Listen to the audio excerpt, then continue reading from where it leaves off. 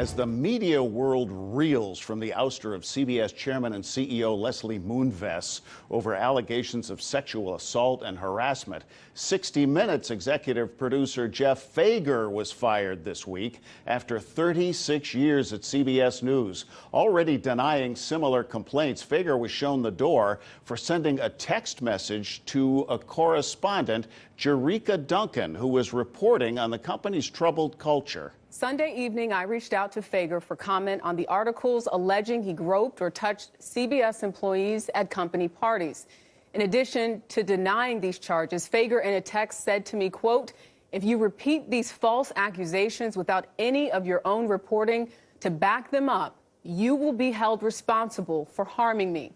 He went on to say, "Be careful. There are people who lost their jobs trying to harm me. And if you pass on these damaging claims without your own reporting to back them up, that will become a serious problem."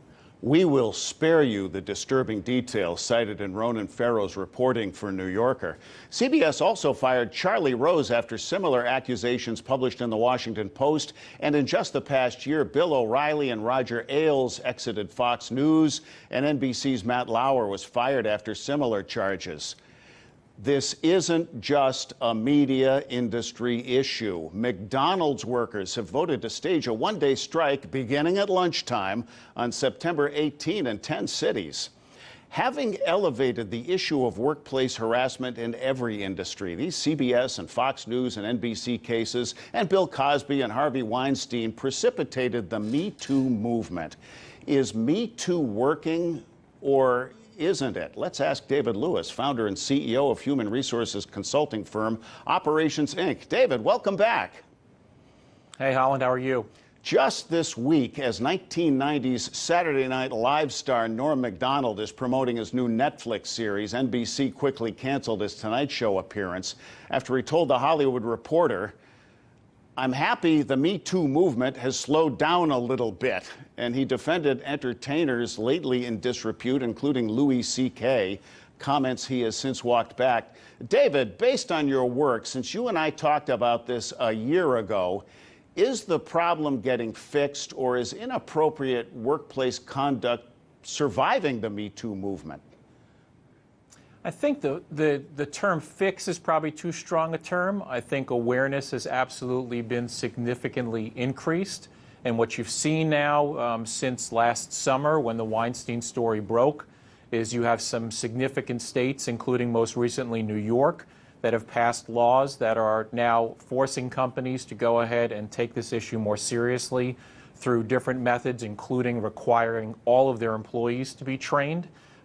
Delaware just passed a similar law. 14 other states are going to consider similar types of action come in January. And so this is by no means over. I don't necessarily think it's slowed down either. And each time one of these stories hits the news cycle, the complaints increase, the investigations increase, the awareness increases, and companies are adjusting culture as a result. Is this a bigger part of your practice than it was a year ago? Well, at this point last year, we had one individual dedicated to training and development as it relates to workplace harassment. We now have 7. Wow. Because these stories hit a nerve for viewers who may be having trouble at work, give us a harassment 101. Talk about crossing the line and retaliation, et cetera.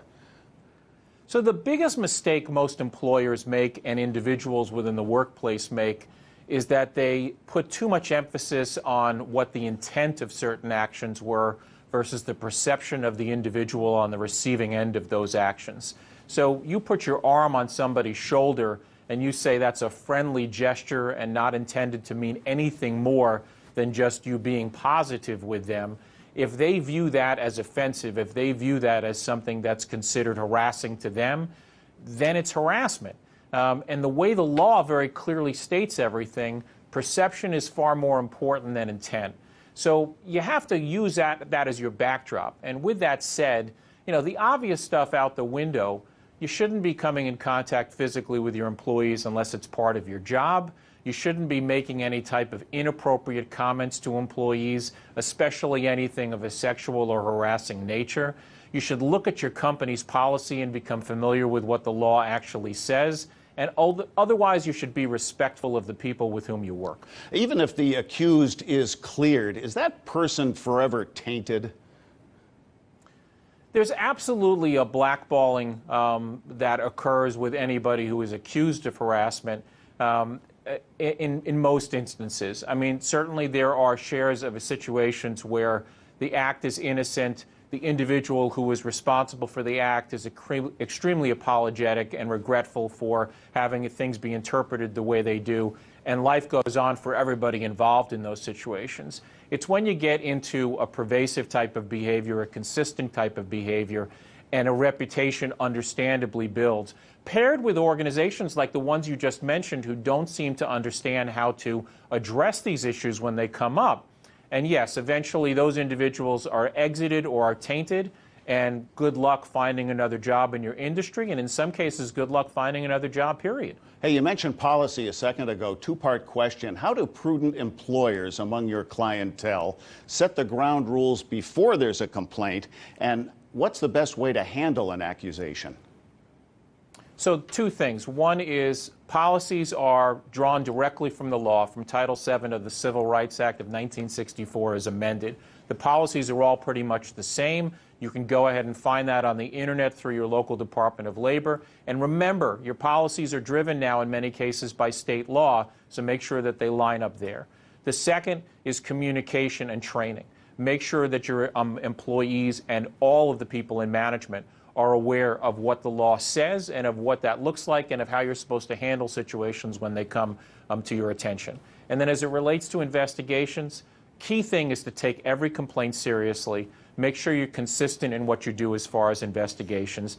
And don't fall into the trap of dealing differently with the person who's at the lowest level of your company versus the person who's at the highest. You're seeing that playing out in the major media right now. The more important the individual, the more tolerant the company is of their bad behavior. That is the worst message to send and the worst trap for an organization to fall into.